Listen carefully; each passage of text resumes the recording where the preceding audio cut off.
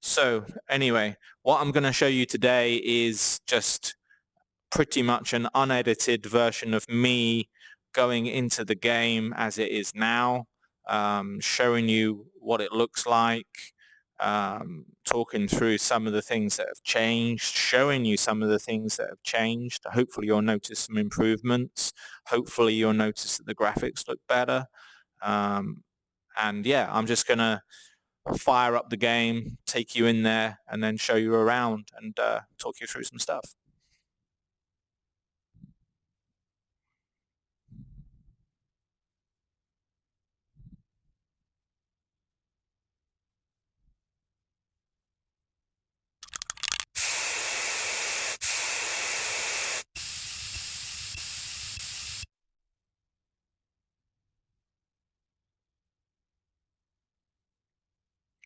So the game starts with the initial setup, which is just this wizard-based system for setting up your game. These options basically do make a difference depending on the rig setup you have. I'm running a 3080 high-end card, so I'm going to go high. Make sure you stand up when you calibrate. It does actually calibrate your height, which calibrates not only the player rig, it also scales the interactables, objects and stuff inside the game world as well. Okay, and then these different comfort modes, basically there's going to be two rigs in the game, two player rigs. One rig is going to be a physics-based rig, which is the standard rig. That's going to be physics-based, which is basically physics-based movement, including climbing and jumping and falling and all of that good stuff. And then the comfort one is going to be a different rig. It's going to be a teleport-based rig for people that don't like, or people that are not so good at the VR movement thing. So I'm choosing the standard rig. That's complete. So let's go into the game. So basically, there's no more tunnel entrance and all that malarkey. It just drops you straight into the game. But now, as you'll see, we arrive in a different area, a new area. This new area is the player home. And so the player home is now the starting point. And so all of the tools for graffiti bombing are going to be available in the player home. So the sprays, the paints, the roller, the marker pen, and all the different tools are all scattered around the player home. Okay, should all be pretty familiar to those people that have played before, but the difference being is that everything has been rebuilt from the ground up, and I mean everything. So all of the interactables have been rebuilt. They had to be rebuilt because it was a new physics-based interaction system. Basically, all of the code I had from before pretty much didn't work anymore with the new system, and I had to basically convert and rewrite everything one object at a time to be compatible with the new system. So it was a big job. The nice thing that's come from that is that now we have gravity grab. Yeah, which is pretty nice. We have some places on the player where you can stash stuff now as well, which is pretty experimental for now. And the models and everything are going to be improved later, so don't worry about that. But the nice thing is now is that you can carry stuff on your person, and you can also carry stuff in your inventory as well. So there's lots of space now for carrying stuff.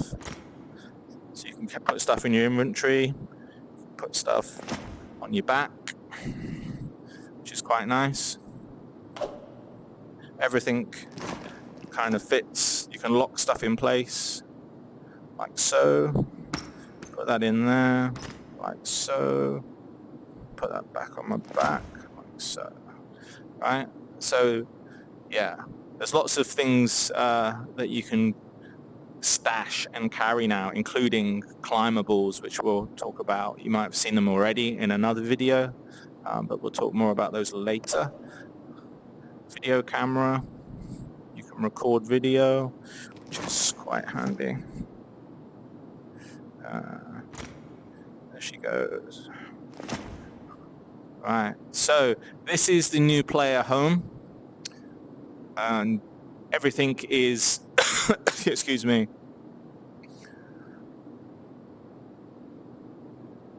So the new player home has its own paint area where you can paint. There's a practice board over there which you can practice for painting, and this big concrete cylinder in the middle is also paintable. When you look at the actions assistant now, you'll see that there's tooltips. So when you hover a menu, it tells you what that menu does now. And so you can see it's a little bit easier to use.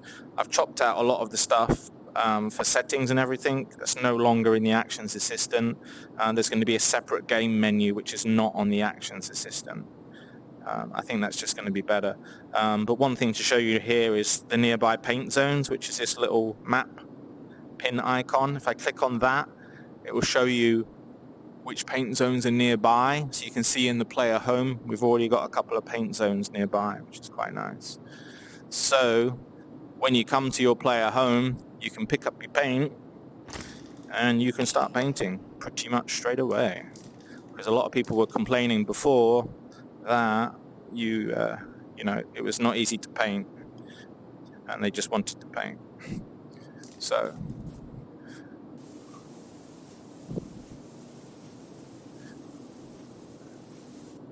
there you go. The shaders have been rewritten for the paint system. So when you spray paint on a surface, it actually kind of looks like it's going onto that surface a bit more thicker. You can probably see that depending which angle I look at that. There's also paint splatters, which is just something I just started adding today. Let me show you with the white. So you might notice that sometimes there's paint splats around the paint. I mean, it's pretty experimental at the minute, but once I get it working nicely, it's going to be really good.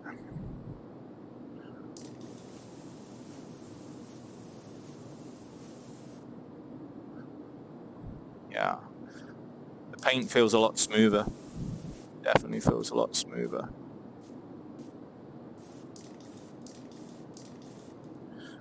So that's the spray can. You've also got the roller, which is physics-based as well, as is everything now, and it's a lot more solid. There's no more glitching out with the roller. It's just really solid. So you can just paint, man. Easy to use. It feels pretty nice, actually.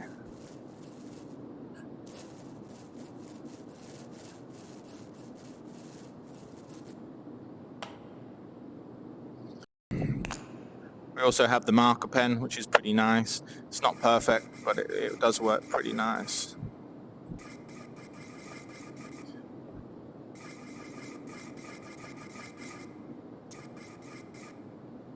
It feels pretty nice. It's got haptic feedback. When you're drawing, you can feel that feedback. It's quite nice. It's pretty solid as well. So yeah. One marker pen to be improved. This is just the first version.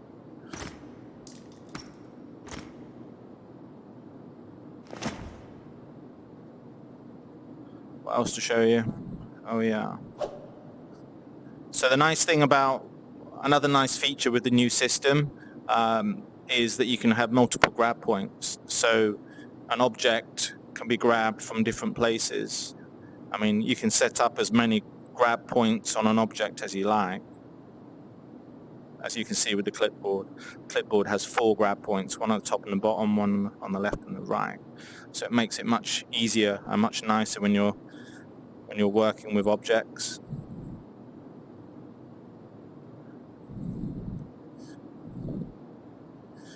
So the action assistant works the same. You can bring outlines in to the clipboard, and you can also send them to the projector, to the torch projector. So let's send this one to the projector. Let's take this out of the way.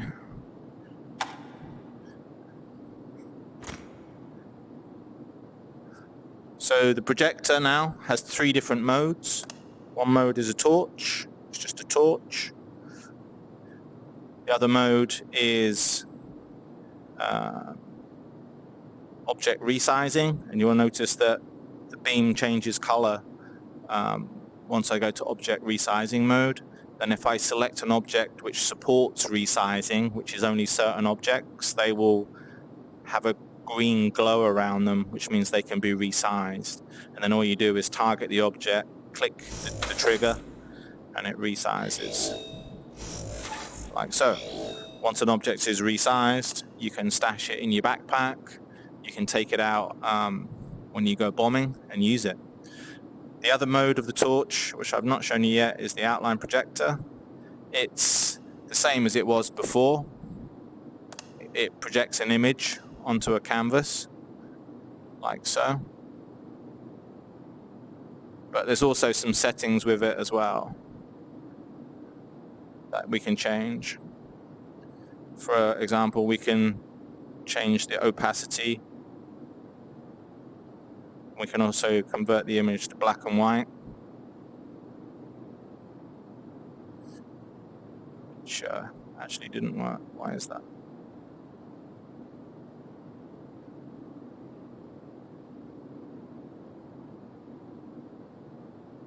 Make the image bigger, make the image smaller.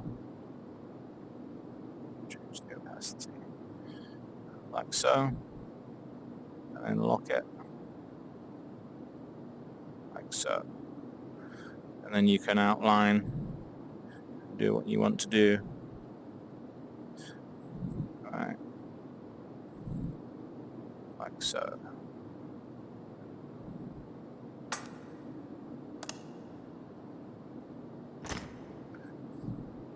What else to show you? Climbing is all physics-based. Now, the nice thing about the player rig is that it has posable hands, so you can pose hands like I've done here. See the Ghetto Blaster, which is huge now. It feels quite chunky. The Ghetto Blaster has a posable. You can see I've got a nice hand pose on that. The platform also supports a physics-based pose. So some objects, for example, this piece of wood, don't have any pose set. It's just a physics-based pose. So you can see when I grab it, the hands just physics-based grab the best they can. And you can have 2-hand grabs, you can have single hand grabs, and it's, you know, it's not perfect, but considering it's physics, it's all physics-based, it's quite nice. Same with like climbing ladders and stuff. So ladders are very easy to set up now. You can grab, hold, and just climb. It feels quite realistic. And I've implemented a new ladder system, so when you get to the top of a ladder, it just teleports you to the top, so you don't have to struggle climbing when you get to the top. Now you might recognize this thing in the middle here. This was the teleport portal system from the first version of Graffiti Bombing. Now it's going to come back later. This is going to come back, it's going to be working later, and there's going to be this control panel which you'll be able to control that portal. So for players that want to have a more interactive experience when they're playing like a single paint level, they can go to this machine here and set up where they want to go, activate the portal, which will open a portal here, and then once you go into the portal, you'll be teleported to that particular level that you've set up. Okay, and then there's also going to be a menu system down here. This TV is going to be a menu. This is going to be the main game menu now here on this TV. I've not done it yet. This is one of the outstanding things I have left to do, is adding a menu on here. There's going to be a TV controller on the table. You can pick that up and you can interact with the menu on the TV. So all of the game settings are going to be on that menu. Choosing, managing game saves, will be available on that menu eventually. And then also setting up single levels. Like I just showed you up there, you can use the portal to go to a single level, or if you don't want to do that, you don't want an interactive experience, you can click on the menu and start a single level paint session that way. So my thoughts is that single player kind of paint levels are going to be kind of creative mode, right? And so in creative mode, you'll be able to do stuff that you won't be able to do in kind of graffiti bombing open world mode. There's going to be a little bit of difference between open world mode and creative mode. There's going to be some differences. There might be some features that are available in creative mode that are not available in the open world mode. For example, grab, weld to move locomotion, which I've already got a prototype working, but it's not finished yet. So grab, weld to move will be available in creative, but it won't be available in the open world version. And then, like, obviously in creative mode, there won't be any player health, but in open world mode, there will be health and there will be dangers later that you can encounter in open world mode. So there's going to be some differences between those two modes, but then you'll be able to access from this menu all the game settings, graphic settings, paint settings, player settings, game saves, level setup for single creative sessions, and probably other stuff too that I can't remember right now. Okay. You might have seen on another video that I've added a jukebox to the player home, which is here, which is quite nice. At the minute, there's only a couple of tracks I've got on this one, but the nice thing about the jukebox is you can drop a bunch of files into a folder, set up the playlist, and then it will all show up on this jukebox.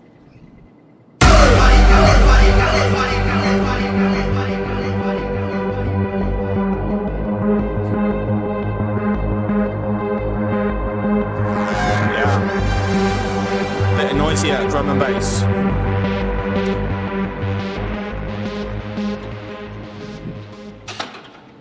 So that's a very short track because I cut down some tracks just for testing, which is what you just heard. It's not actually a full track. But anyway, the jukebox is quite cool. So when you're painting in here, you can press shuffle. If you've got loads of tracks on here, you can press shuffle and it will just shuffle all your tracks on here. So you can just paint in your player home, enjoy yourself to music. There's also, obviously, we've still got the Ghetto Blaster here as well. This works just the same. It's got the channels that stream from the internet. Not jazz though, but hey, I do like jazz actually. But anyway, so this is the player home. It's quite nice. I quite like it. You might notice that the rendering looks different. I think the rendering pipeline and like the materials and everything and the texturing look a lot better now, I think, compared to the old version. I think the lighting looks much better. I put a whole new lighting system in, which is more physically correct, and it also supports specular. You can see that things look quite nice and shiny, and the materials look quite realistic, which is quite nice. Yep. So that's the player home. I think that's enough of the player home. So how do you play the open world game of Graffiti Bombing? Easily. You just exit your player home and go out into the world, and that's it. So that is how you start the open world part of the game. You just leave your player home, not forgetting to take your paint supplies with you. You can open the door and off you go. And then you can just go bombing, as we like to do. So there's two ways to open the door. There's a button, and if you're feeling adventurous, you can grab hold of the wheel and open the door this way.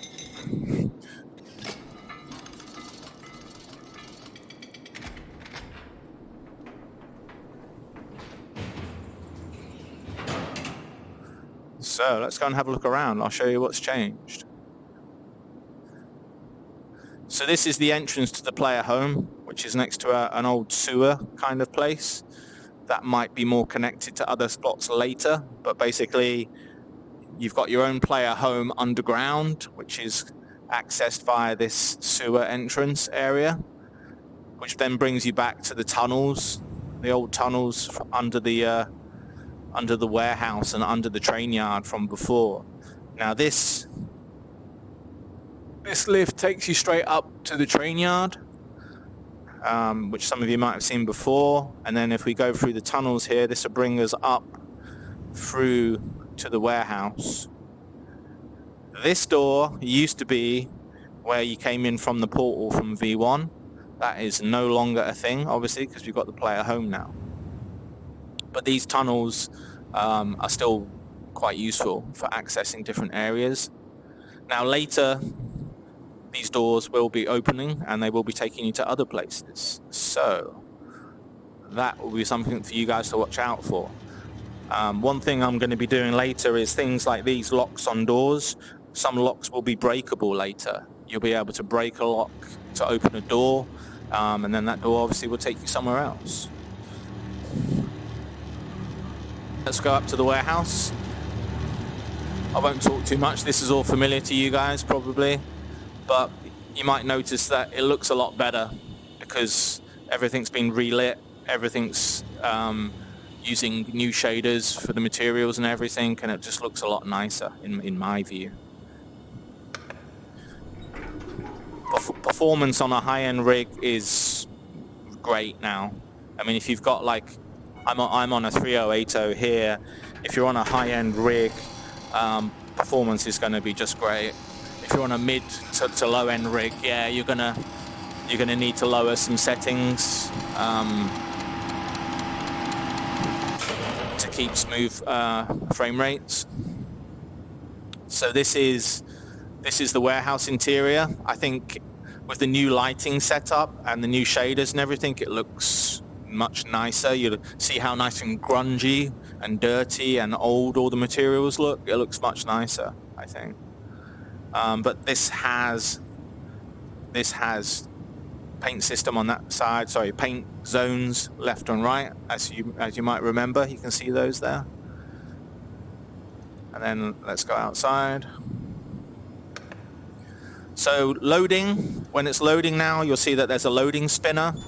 I've done that so that before, if the game was loading, you didn't really know the game was loading, and then some people would be noticing performance problems whilst it was loading, right? But now, if the game is loading, I'm always showing this loading icon that comes up, just so you can see that, okay, if I'm zoning or if I'm going to a new area and the game's loading maps or it's doing stuff, you know that something is happening, right? So, welcome to the train yard. Here is the new improved train yard. So it's fundamentally the same, but it's been improved quite a bit, improved graphically and improved in terms of how it looks, I suppose, to some degree, but also improved for performance and stability and reliability, I suppose. So nearby paint zones, the outside of the warehouse, the old trailer, the train car here, and then coming down here, obviously we've got the whole of this wall, the train yard wall, is all paintable, which is huge. It's a huge area. I'm moving at the moment. This is the physics rig that I'm using right now. So this is the physics-based movement rig. I'm on the HTC Vive today, as I said earlier, and just using the touchpad to move around. On the left control, and then on the right control, I've got snap turning enabled at the moment, which is quite nice for getting around. Everything's physics-based. You can see I can push myself off the wall. It's really a very nice physics-based system. It supports climbing and And so later I do plan to add more climbing into the game. The terrain in the paint in the train yard, the terrain has all been redone. You might notice that the terrain looks better. I've redone the terrain. I've added some hills and some other stuff around.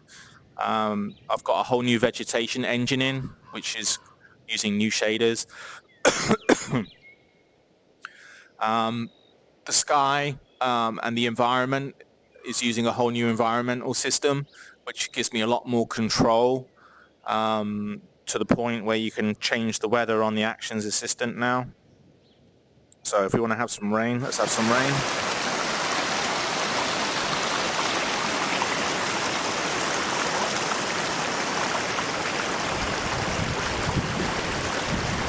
So you can change the weather, and the weather's dynamic too. The weather changes itself as well. All of the shaders that I've set up in the game for the materials, they all support wetness. So when it rains, over time, that wetness builds up, and you see that the ground starts to look wet, everything starts to look wet, the walls and everything will start to look wet the more it rains, which is quite nice. You can see now everything looks pretty wet. I've not added any puddles yet. Eventually I'll get around to it. I'll add some puddles and other stuff to make it look even better. But for now it looks quite nice already. When you go from the outside to the inside and it's raining, you'll notice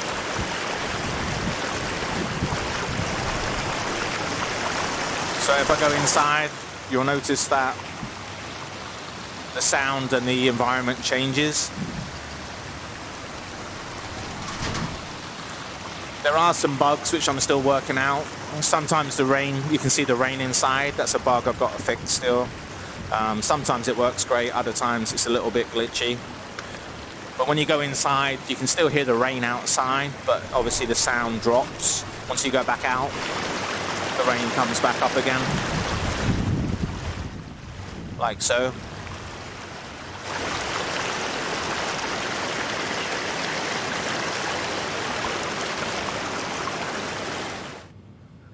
So yeah, we've got a weather system, we've got rain, it can storm, and there can be, you know, different types of clouds and coverage and that kind of thing, which is quite nice. So yeah, my goal has been always from the start was to build like a solid base game that I could then build on and improve and add more features. Unfortunately, that didn't happen the first time around. As you know, it was a bit of a shit show. But, you know, the last 2 years I've spent rebuilding everything, hopefully is going to get us to that point now. So at the moment, there's not a lot of new content apart from the player home. And the fact that everything's been rebuilt from the ground up with this new VR system and the new graphics pipeline and everything. There's not a lot more features as of yet, but the good news is that the game hopefully is going to be much more stable, and it's going to be a solid base that I can now, you know, once I get back into early access, continue to improve and add more features, you know, to continue developing the game as was the original plan, you know, the original intention. Something else to show you, which is quite nice, you might have seen, there's a day and night system now, which is, again, it's working, but it's not perfect. There's a few problems I need to resolve still, which you'll probably see now when I change to night. So you can change the time of day. We can go to midnight. Once we go to night time, you can see that all the lights come on. So we now have interactive lighting. I've built an environmental system for the lighting.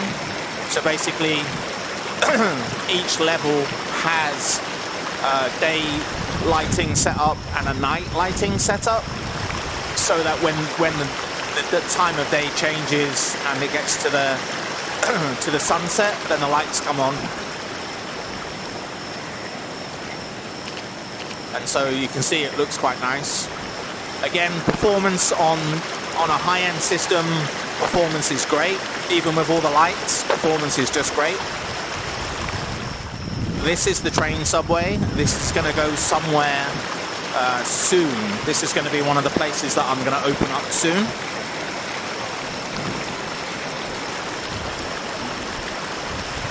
But the idea with the subway system is that you'll be able to go into the subway. There'll be a full working subway system, and you'll be able to get on a train and go to places which will basically be other areas that you'll be able to access from the subway. So that's coming later.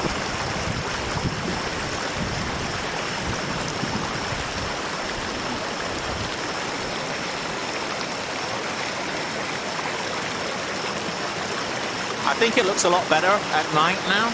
Again, it's not perfect, but compared to what we had before, I think it looks a lot more professional. And it feels like you're actually in a real kind of place now, because you know you can be here in the daytime and you can be here at night. It feels quite legit, actually.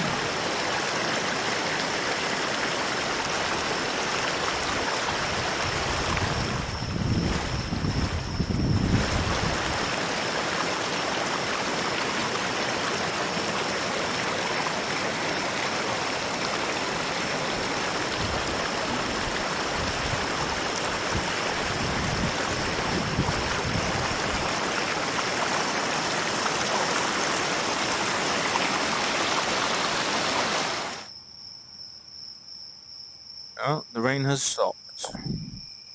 Once the rain stops, then everything dries out. You can see that everything starts drying, and then everything that was wet after a few minutes dries out again. See, it's quite nice. It's a nice system. It works really well. And so the wet and dry materials is all linked in with the environmental stuff, which is quite nice.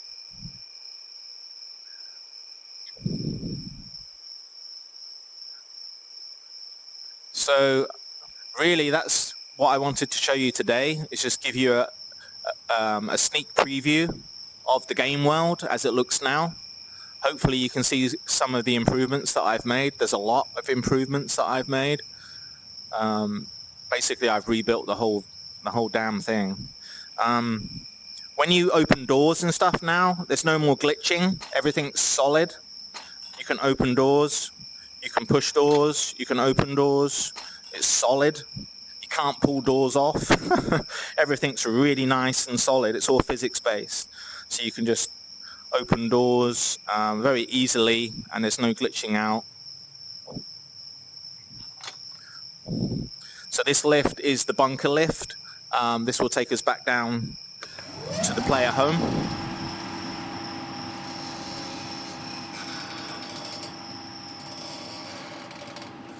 Did you hear the sound transition as you go back in? The sound transition is quite nice. So here we are back in the underground system, back to the player home.